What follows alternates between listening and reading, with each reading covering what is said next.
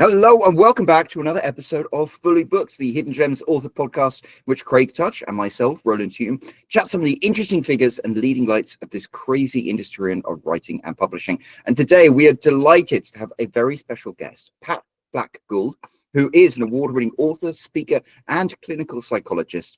We are delighted to have you here, Pat. Hello. We might be freezing a little bit, but I think I can pick you up here. Hi, I'm doing great, thank you, and I appreciate being here. Oh, well, we are delighted to have you. And of course, we wouldn't without the man himself, the owner of Hidden Gems, and for himself. How are you doing today, Craig? Doing great, thanks, Roland. Yeah, your connection's a little bit choppy today, but that's all right. Welcome, Pat. We're glad to have you on. So, as Roland said, you are a clinical psychologist. You're a playwright. A writer. all the things, right? So, that's great. And you have a lot of experience. Like one of the reasons why we wanted to have you on is you have a lot of experience with, writing. The strong characters that. As a psychologist, that you really have that understanding of characterization and what sort of like makes a character tick, makes them make the decisions that they make, how you can get into their head, right? So that's the sort of thing that I think a lot of authors want to really. I mean, that's a skill that all authors really need, right? But that's the hardest part, is sometimes putting yourself in the shoes of your character that might be very different than yourself, and then figuring out what would they do, not necessarily what would I do, right? So why don't you tell us a bit about yourself and how you got started writing after such a career that you've had? And it was interesting too, because I never really thought, I thought of my theater life. I was an actor first, then a director, then a playwright and a producer, then moved into psychology, then move into writing. So I never really thought about the fact that, these are going together. This is an incredible combination. So, and it's really wonderful to have gifts like these that I could share with people. And going back to the theater days, even pre-psychology, when it's acting, actors are looking at, like, they build from like a background history, and some of that background never even makes it to the stage. You don't know who they are. They've got this past. And you kind of create that, and then some of it might pop out at some point, which is really fascinating. And a lot of that can be used as a writer as well. Just to give an example, if I may, from that theater end, I was doing a play in New York. It was off Broadway, and the woman was a waitress, and was a one-act play, Leonard Melfi, and she was only working with another guy who was the actor. He was a poet, and she was a server now, as we would call it. And in those days, you're wearing these uniforms, the regular waitress uniforms, the ugly little black things and everything, and you wore slips back then. And I remember I had a slip, and the slip the elastic was too big on it, so my slip kept showing, white slip under black costume, right? And so the actress says, "Pat, your slip is showing." And I came back and I says, "No, Velma's slip is showing."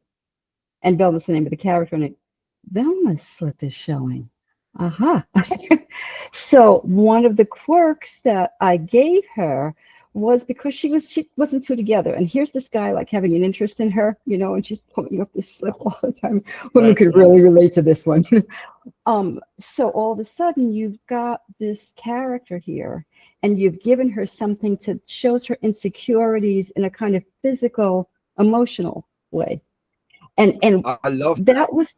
Isn't that cool? I mean, and it's those types of quirks, and I love quirks. I love little things, because you don't have to go and write it really big. You can really find ways of getting things like that put into storylines.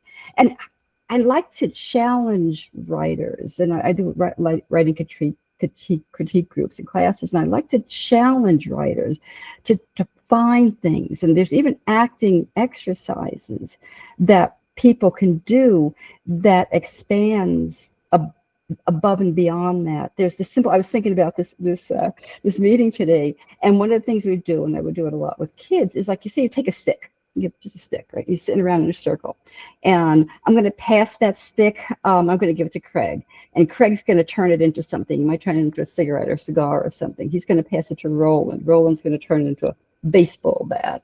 So it's going to go to the next person. Somebody's going to put it on the ground. They're going to make it into a tightrope. And so what you've done is you are improvising all the time. And I'm not so sure writers improvise that much. I think, especially I think early beginning writers, you take this and you keep playing with it and you pass it around. And I would keep training the students and other actors, keep going, keep creating, push the envelope, push that envelope. And I try to see that with writers too. Push, because you're going to find something that's going to really fit that you might not have seen at the beginning. It's sort of like, when an actor goes, I was like, an example of an actor. Remember Fonzie from Happy Days? He was supposed to come on, and he was supposed to be there, I think, for an episode or two. Small character role. He stole the show. He came back. All right. It's because he knew inside him how to act. He knew how to sell something, and he knew how to pull audiences in.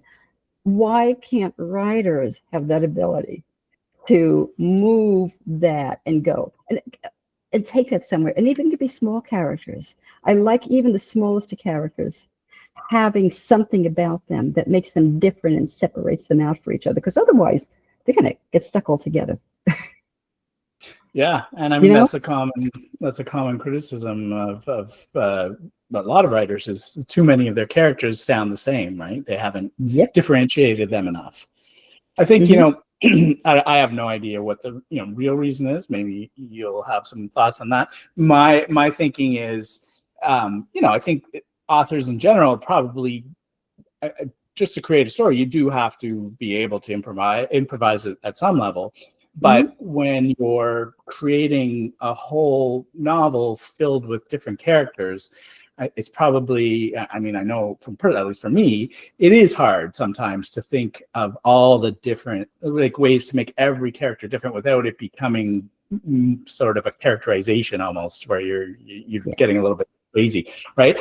Whereas when you say, actors can do it, it's like, well, yeah, they are just concentrating on their one character though, right? They only have to improvise for that one, right? As the writer, you've got to figure it all out for everybody. And I think it's great that actors bring that, right?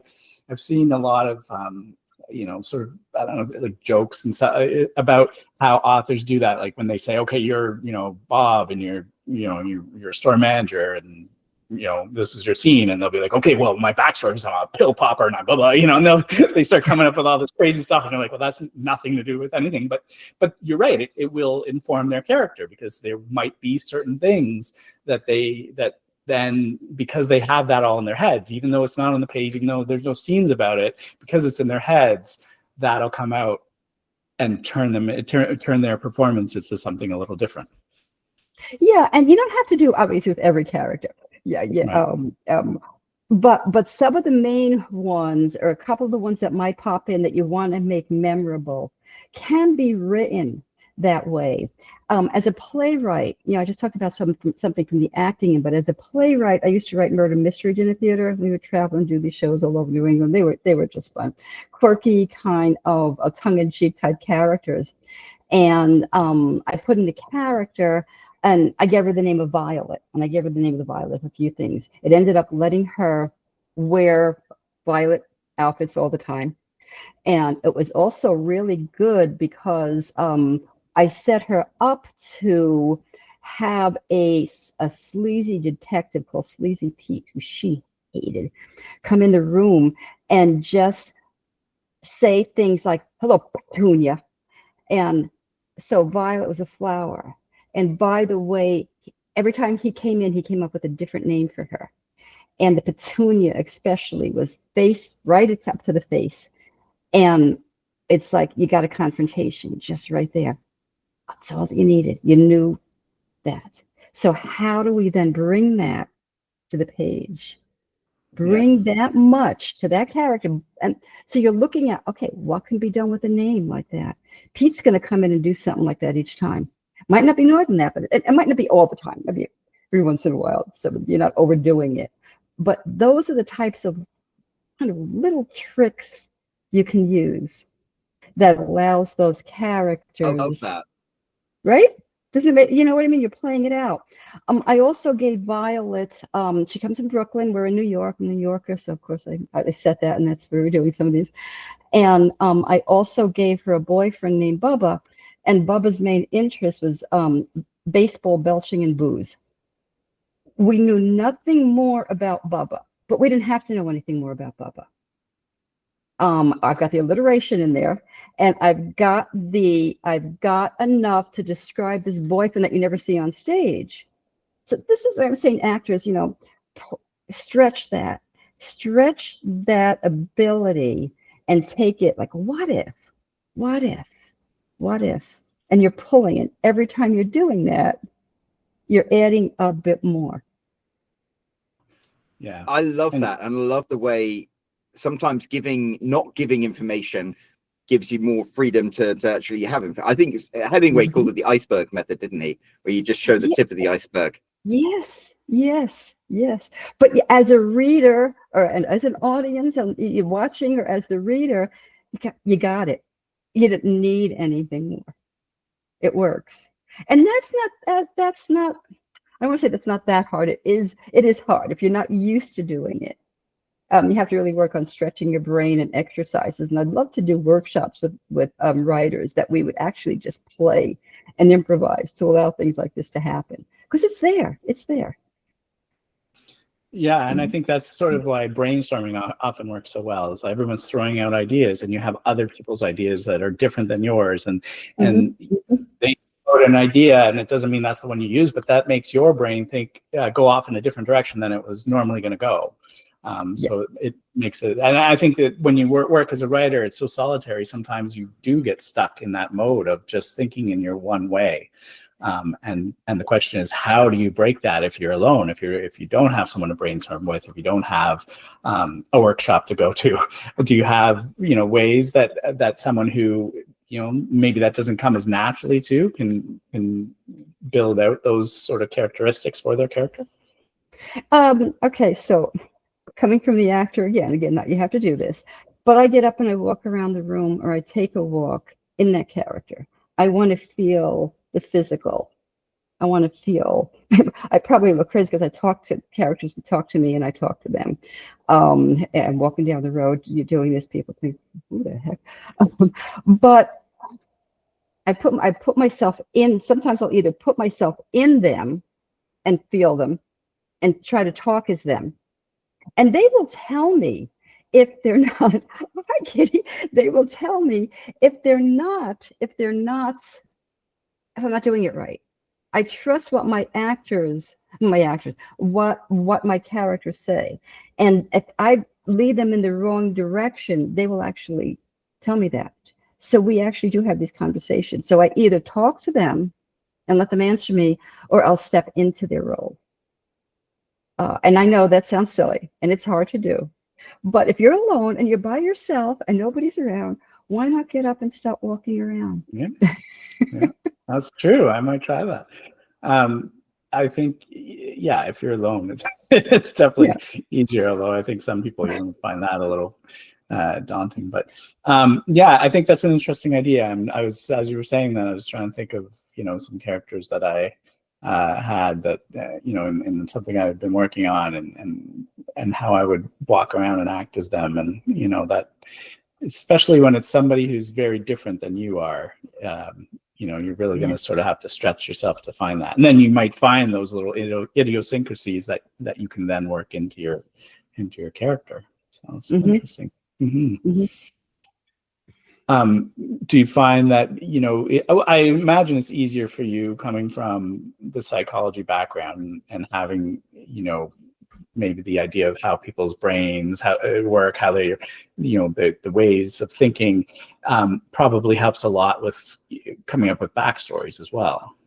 Yeah, because theater started first. I didn't have the psychology background. They were just things that I did because and yes, in some ways, when you're theater is really about studying character, becoming a person, empathy, embracing a character. All right. And psychology is about that too. And, and I think that's maybe why I ended up there. So when you are psychologically looking at those characters and you're thinking about them, you're really formulating but where you're putting them in the story. Where are they at? I call it a psychological arc. Are they coming in well developed, or are they coming in poorly defined? And are they going to grow throughout it? And I love putting challenges in their way, and I want to see how they're going to handle it. I write through them and say, does this one have the ability to do that? Is this one resilient? Like I with talking to my clients, when they come to me at one place and we work and I try to build, and some of them I'm going to get I'm grounded, I'm going to move, and others are like, oh yeah, wow, I can try this, you need it, it's okay. So I think too, from a theater perspective and also the psychological perspective of wherever I place them, where they're coming in throughout the book, are they going to go through that arc and grow? Am I going to write my final therapy note and say, okay, we're ready to graduate you, or you need a lot more sessions? So that's the way I look at it psychologically. I love that. I think empathy is so important for storytelling. I mean, the best villains that we read about are always the ones where you read it and you're like, oh, I see, he thinks he's the hero. And you can't do that unless you have empathy, unless you can see things through their eyes. Very, very much so. And I mean, you might not like them. I've got one character in the the novel, All the Broken Angels. Kate's the main character with her cousin Albie, and Kate hated this kid, was the class bully, and Kate blamed everything that's happened all through school on this guy. He was just, I mean, he was horrible. He was horrible. And he was horrible. he did everything. But at the same time, you knew that he had a backstory. Kate didn't want to see it. But the other characters, Kate's grandmother was saying, do you know what his background is like? Do you know what he has to do when he comes home from school every day? Do you know about his dad? Do you know about his mom? Kate couldn't see that. But the other characters did, and Kate was just too, no, I can't stand him. So we saw the other sides of him that Kate eventually starts learning about. But it is harder because, yeah, you got somebody that's rough, and it's very different writing that too. If you're dealing with villain, especially, and if you're keeping the villain, then you're not seeing any of that good side. There's something that I think we have to find a way to accept them, even if they're horrible. The empathy is what you were saying, Roland. I mean, we got to find that. Yeah, like we've talked about this sort of idea before, where it's like, you, even for your villains, villains don't necessarily, I mean, maybe in like superhero comics, but often villains don't act the way they do in a vacuum. They're not doing it just to be evil. They have their motivations. They often think they're doing the right thing. They often come from terrible, backgrounds that have shaped them into who they are. And if you ignore that completely in your story, then I think you often do a disservice, because it doesn't. You can still explain how a character acts, but that doesn't necessarily forgive how they act, right? So they can still be the villain, even though you know why they're being that way. It doesn't excuse their actions, but it does explain them. Right. Exactly. I writing the murder mysteries, I would make them, this is pre-Tony Soprano days. I had a Tony Soprano type character, and it was like, hey, wait a minute, my stuff with the type of characters I'm writing, I'm seeing there, and not too far from the neighborhood I grew up in Jersey too. So you like Tony. he drives you crazy. You hate him at one point, and at the other side of it, you just love him. So yeah, it's finding that mix in writing it. And as you said, Craig, they're not always this way. Tony had a family. He cared about this. He cared about the kids. He cared about his wife. Yeah. So you're finding that way of not putting them one dimensional. And I think you're right. I think villains can look just one dimensional, and they're there, and you don't like them, and there's nothing happening. And I hate when people just want to go like this and keep a character just like this. It's do something. Yeah. Tony Soprano is a great example. And it's like, I live in New Jersey. My wife is Italian. So like you can understand, it's like a window into that world, and you realize what a well-written character he is. Mm-hmm. Excellent example for you, because you have to have that likable, you have to have that empathy to buy in. He could have just killed somebody, but he's going to go home, and life's going to be tough, but he's going to turn on the History Channel. There's another little thing. Just the fact that he watches history, and he watches the History Channel, they don't have to put that in there. We write that. What's going to fit? This is his downtime. This is how he gets relaxed and everything. And it's like, oh, the guy, he likes history. Isn't that cool? There's that wonderful speech he gives where it's like, in this house, Christopher Columbus is hero. And I love that, because that shows, that gives you so much information about him, because this is why he has that perspective on that particular issue. Yeah. Right. Mm-hmm. Yeah, I think a lot of sometimes I'll read a book or see a movie, but and like you said earlier, even your minor characters, if you can add in that personality. So sometimes I'll read something, and even the characters that are on the page for just a scene or two, but they leave that lasting impression because there was something about them that made them more than just moving the plot along by giving you that piece of information you needed, but they actually did it in a meaningful way that really lasts with you. And so being able to do that with all of your characters and not just your main ones, I think is an important thing. But it is, like we said, it's hard, right? You have to do that and make them all different. Hard. And if you have a lot of characters, it's really all the Broken Angels has got so many characters. Oh my gosh. And I look at the ones that really can have some life, something about them that makes them different. Because you do, and you see new writers. They all jumble together, and they'll give them names that sound similar, so you can't even differentiate them. There's nothing that differentiates them us by name. They're the same ages, and you're just, no, wait a minute, who's this one? And I'm in critique groups, I'll be saying, but who's that? Isn't this?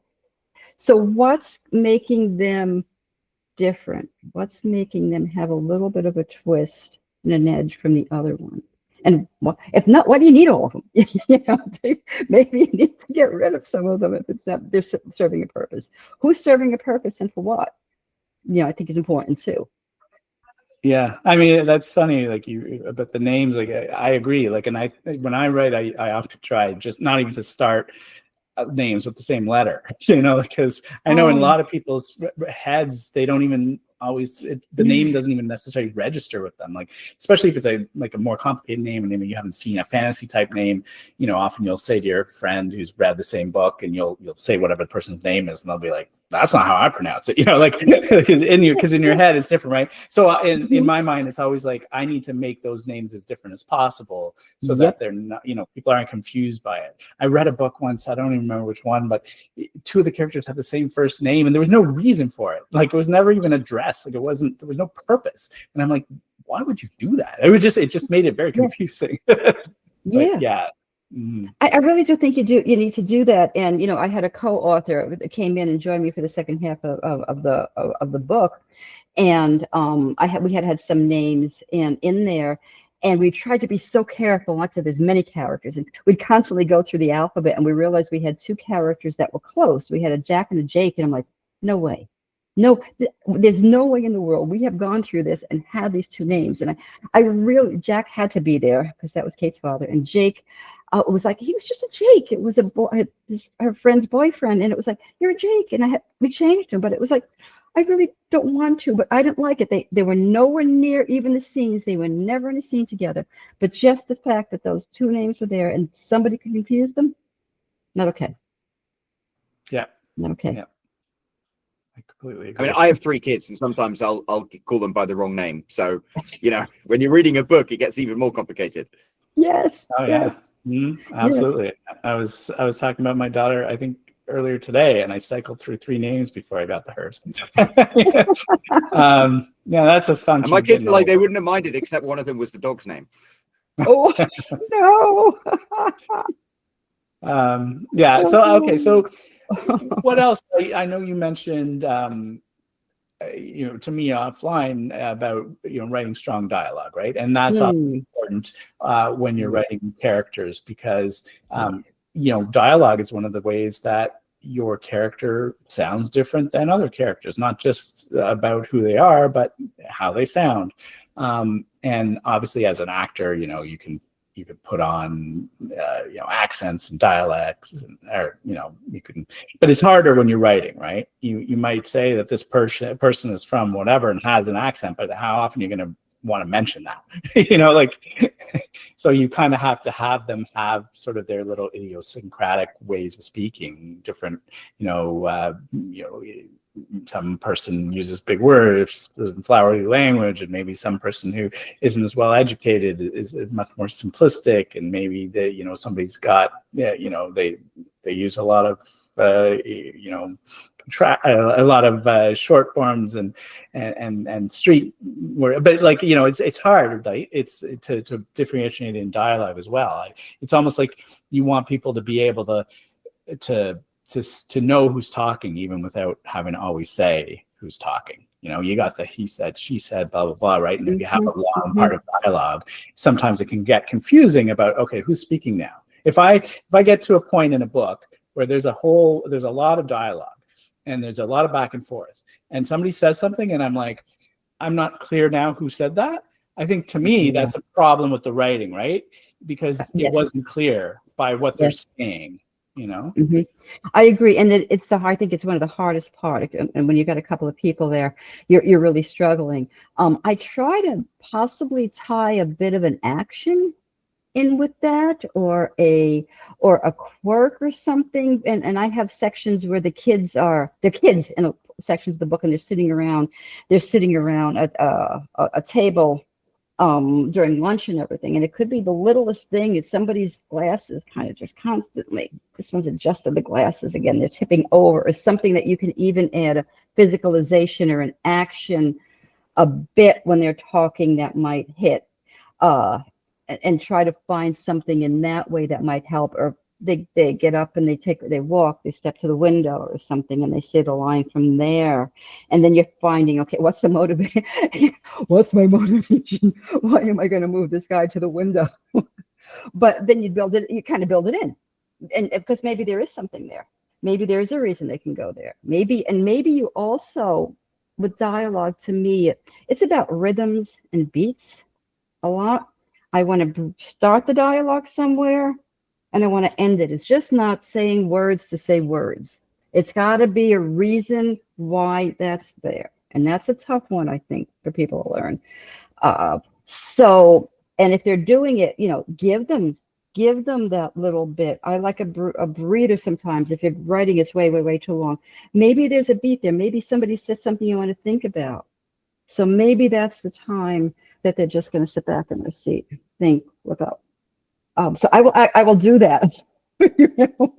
I'll figure out what is it that I can do. Am I going to take the pen? Am I going to do, what am I thinking of? What comes to me? Do I need a tissue or something? And maybe, okay, this is happening. Maybe the sinus is going on. So that you're giving something there to just breathe. Because sometimes writers will throw stuff at you and it's like, whoa, hold on a second. I can't breathe. And I want to breathe when I'm reading too. And that can sometimes be a big help with dialogue, as well as the little type of quirky things of how they might say something on top of that. But don't be afraid to do that, because I'll have actors, on stage, actors are going to move. Actors are going to say a line, and I'm going to move them. Move stage left a little bit over here. And it's kind of hard to say, how do we do that in the book? But find those little things. Adjust something on the shirt. Something, the tie needs to be loosened or something. It's hot. What do you need to do? You know, See if that's you can interesting pin what it. you say. It's interesting what you say about actors, because when you're filming an episode or something, I guess you can do, like, an actor can do 5 different takes. It's like, I'm going to do it this way. I'm going to do it this way. I'm going to level it up. And then to the fact, you could look at that and say, like, oh yeah, this is the right cut that we're going to have for that particular scene. And I guess as a writer, if you don't experiment and try taking different approaches to things, you don't get the opportunity to, like, decide which one works better. Right. You really don't. You really don't. You're hoping, you're guessing, you're trying it out. And the other thing to do is read it with somebody. Read a couple of characters back and forth, record yourself doing it a bit. But if you can get more people, that could help. You don't always have that, because a lot of times they are in solitude. But critique groups are great if you can get people to want to spend some time and just go through the different ones and see what's the sound, what's the rhythm, what's happening. Does it need to end somewhere? Do I need to come out of that some here? Then do I need to breathe? And if I'm going to go into narration, which to me is a bit tougher part, because I'm so used to the dialogue. Oh my God, I have to go narration now. Oh boy. I want to give that breather towards the end of the dialogue so that the reader can take that in. In the same way on stage, you want the audiences to take in what's just said and let it sit somehow. Find a space.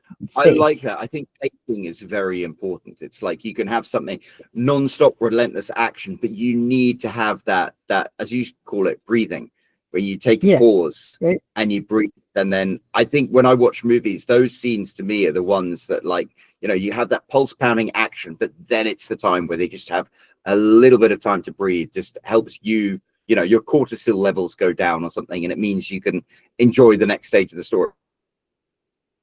Yeah.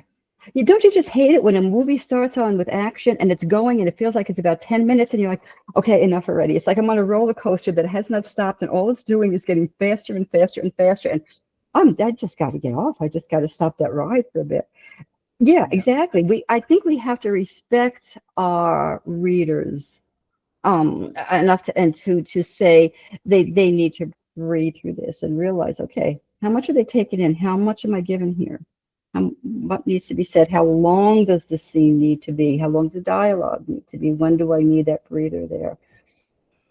Yeah, I think what a lot of authors do is, what they break up the chapters. If they have multiple sort of points of view, right? There'll be some big things happening, and then they end the chapter, and then they continue. Like the next chapter starts with a totally different part of the world, somebody else's point of view. It's not about that scene anymore. And so now you have sort of broken it up that way sometimes, right? Something really exciting is going on. And then, some people find it frustrating, right? You almost want to, like, okay, I'm going to just skip this chapter for now and go read that, see how it goes, and then I'll come back, right? But I think that's one of the reasons why they do that. Another is obviously to sort of create that cliffhanger and keep you reading, but also it's to break up that breathlessness and let people take a break, let them, go and do something else because they can't put the, I'm one of those kind of the people that like, I hate to leave a book when I'm in the middle of a chapter. So I like to leave at the end of a chapter. And so sometimes if a chapter is really long and I feel like I've got to finish it, even though I want to go to bed or I want to, do whatever. So sometimes it's the same sort of thing. If you have this massive long action scene, but you're not breaking it up a bit, you're almost like keeping that person, even though it's not that they're not enjoying it, but they need that break. And I think it's important. And then if you're adding emotional layers to it, and here's the psychology and the psychology part that comes in. If it's a heavy duty scene, how do you want it to read? How do you want it to sound? How much is it psychologically, as the person is telling, what's going on with them, and how much is a reader able to handle at that point in time, and balancing that out as well. I have a children's book about the Holocaust, not the easiest book in the world to write, and it's based on a true story, and I have Nazis confronting a 6-year-old girl to prove that she's not Jewish. A very, very, very rough scene.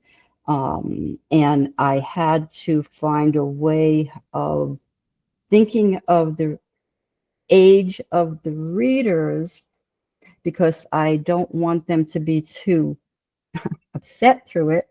But I want to get the fact that this did happen. I'm not trying to scare the readers. It's about, I'd say, 5th grade and up, so you're not talking younger kids.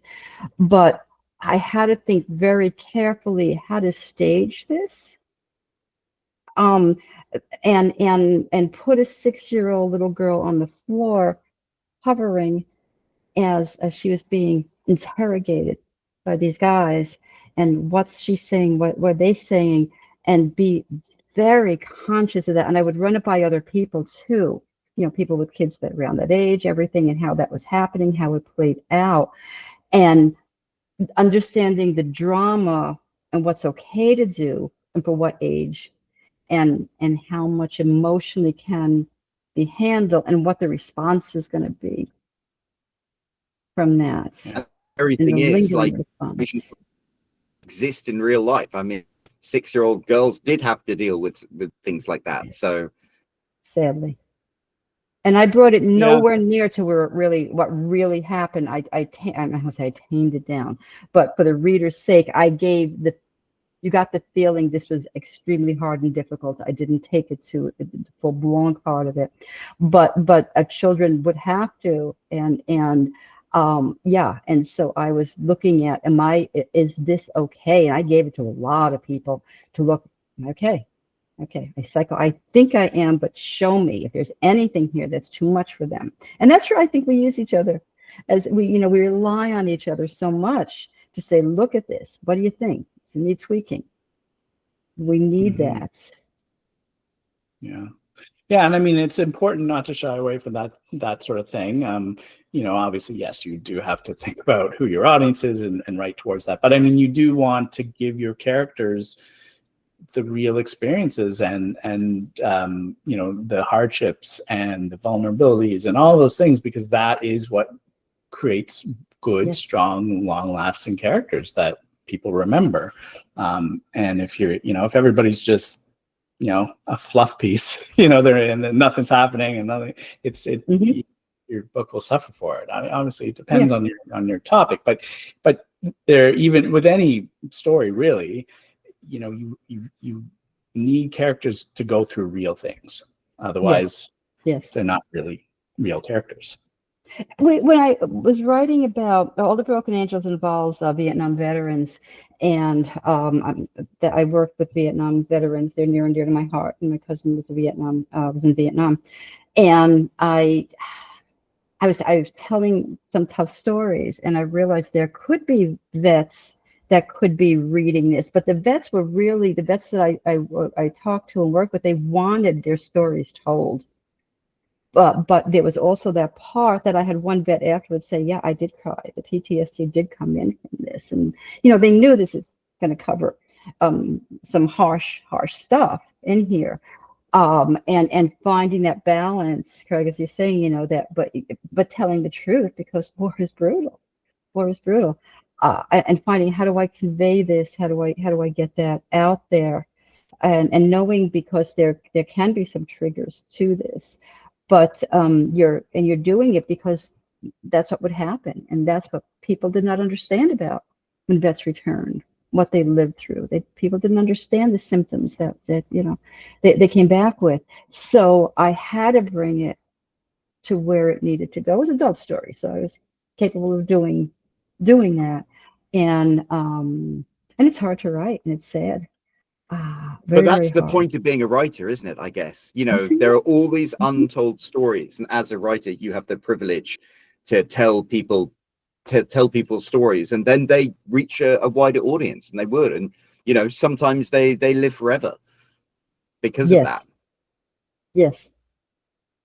And doesn't that make it really special to honor them? I think that brings it right back to what you said at the very beginning about writing what's true.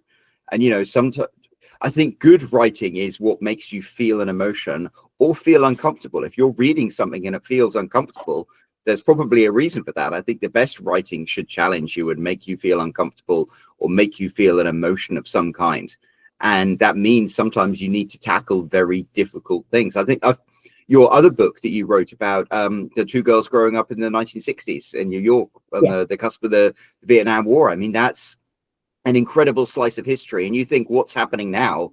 You know, America stands on the brink of another war. And you think this book exists and shows you that at another point in time, 50 years ago, America was faced with the same things and had real life implications for these people. And it makes your book more relevant now than it ever was. It's really interesting because as I'm writing The Divide back then and I'm seeing here, and remember I told you before that I would take walks with my characters. Okay.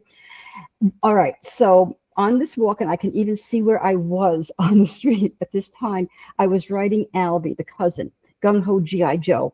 He's going to go into the military. It just so happened that Vietnam popped up. But I'm walking with him, and I wasn't going to take the story to where what happened with the real Albie. I wasn't going to go there. I don't know. I just said let's put this. Yeah, I wasn't going to go there. I don't want to give too much. And he basically told me I had to. He said, and I mean, he during that walk, he said, "This is the story. Tell the story." And it was when I chose to do that the book it moved to a different level. It became real. I knew I had a book. As soon as I could step into him, really him, and not pull back on it, it was like, oh wow, here it is. I've listened blew me away. I've listened to so many writers who say that, you know, they wanted to self-censor themselves. They didn't want to go there. They didn't want to do this. But the moment they did, so many of them were like, I wrote this book, but I didn't expect anyone to read it, or I wrote it for myself and I just told what I wanted to say without the judgment. And that's the book that made it for them, because that's what people resonate with. If you censor yourself, I guess it never hits as hard as if you actually just get out there and tell your story. Even if it might have consequences, or it might embarrass you, or you might feel vulnerable in doing so. Yeah, exactly. And the interesting thing about it is, after all these years, I met a veteran who was with my cousin in Vietnam, who wrote a book about him, a little small book. And my book is called All the Broken Angels. Now, I never met this guy, knew nothing about this guy. We found each other because he did a post eventually, and I was able to track that. And his book is Angel on My Shoulder. And I thought, wow, I mean, it brought a deeper connection that I would not have expected at all. And it just linked us. And I then had to add the story. I learned the story. I did not learn the story until a few years ago, the full story. So I was going to write only part of it. He popped into my life thanks to a veteran telling me how I could track this guy. And that opened up even more. By my finding him, I found out the real story, and that real story, and with that veteran's permission, went into the book. So when I allowed myself the freedom to go where it needed to go, doors opened. I think that's amazing. Joe, we're wrapping up to the top of the hour, but I think that's a beautiful place to kind of pause it, because you've almost gone full circle in what we've been talking about. Yeah, we really have. Yeah. Great. So I was going to ask, Craig, do you have any final questions before we ask Pat to tell everybody who's watching and viewing where they can find out more about her books, her two incredible books? Well, no other questions. Just, I really think this has been a great conversation about characterization. And so really, I find it useful, and I'm sure others will as well. Just a lot of really, really good information, techniques even that I'm going to try myself. And, for me, characterization has always been sort of the hardest part, to think about all these different characters and what's going to make them different and not sound kind of cheesy and hokey and, give them a limp, like, it's just like, you want to make it something good. Right. And coming up with that is always like the toughest thing. So, I think there's a lot of interesting information that you gave here that I can try. So thanks for coming on and sharing with us. Oh, thank you. I appreciate that. I'd love to do, I'd love to get a bunch of writers together and just sit and chat and go through like some theater exercises and psychology exercises and just brainstorm that and have a blast with that. I think that would be a great way to really just open that more. But yeah, there's a lot there. And so I'm glad I could at least bring that to the whole picture in this. I really appreciate the opportunity for that. I love that. I love the advantage to having this podcast is we get to speak to other writers, and being a writer is such a weird thing. It's like this weird little thing that you do, and when you speak to other writers, it's like taking a deep breath and breathing oxygen and decompressing, because it's like, oh, somebody else gets it. Yes, I found my family, or found family as the trope is, I think. Yes, exactly. And only we can really recognize that, I think. So, Pat, where can people find your books and find out more about you? This is my website, which is just patblackgould.com. And you can find me on Instagram, Facebook, Amazon. My books are on Amazon. And there's it's $2.99 now for all the Broken Angels, the Kindle version, and also any retail online stores. They can find both books as well. That is wonderful. Well, we will pop a link down below to your website. We urge anyone who's enjoyed listening to Pat to scroll down there, click on the link and check it out. And also while you're there, you will scroll past that big empty comment section. So make sure you leave Pat a comment and let her know how much you've appreciated everything she has shared with us today. And also you could talk about maybe the book that you found, what you wrote that was like the most made you feel the most vulnerable, because I think that's one of the important things that we spoke about today. And while you're down there, there's that like button, there's a subscribe button, and there's a little bell icon. If you click on that, you will hear a notification every time we have a new episode of Fully Booked. And of course, there will be a brand new episode of Fully Booked next week. So until then, stay tuned.